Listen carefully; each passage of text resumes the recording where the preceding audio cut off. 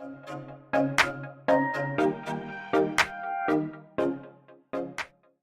guys, welcome back to 25 Sweetpeas. Today I'm going to be showing you how to create these pink pineapple nails that I'm loving for Valentine's Day using a polish that I actually posted about earlier today, or the same time as this video is going live, and it is called Ghee Buttersnaps. It is a new polish from Painted Phalanges, so I will link that down below.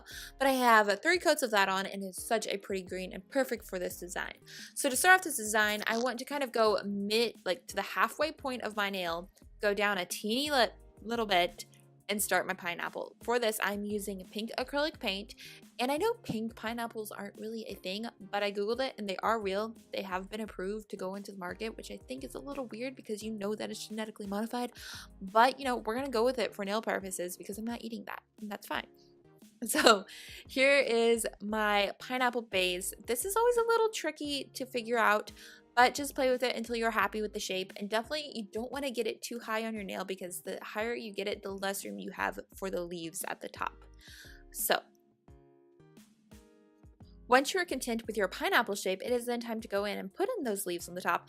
And this time, rather than going with like a grass green or a Christmas tree green, I've gone with a mossy green shade. I just felt like it went better with this base and the pink vibe. I'm not really sure why, but I'm pretty happy with this selection. And you're just gonna create your leaves, and you kind of want them sporadic. You don't want them to look super planned because, you know, they're all different. And I kind of left gaps in between some of them and then put in like little green spots to make them look more layered.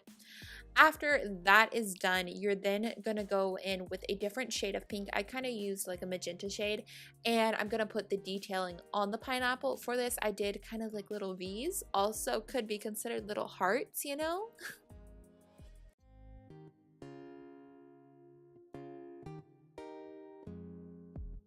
Once that is done, I decided to take it to the next level and add in some hearts to the background using that same pink that I just used for the pineapple detailing.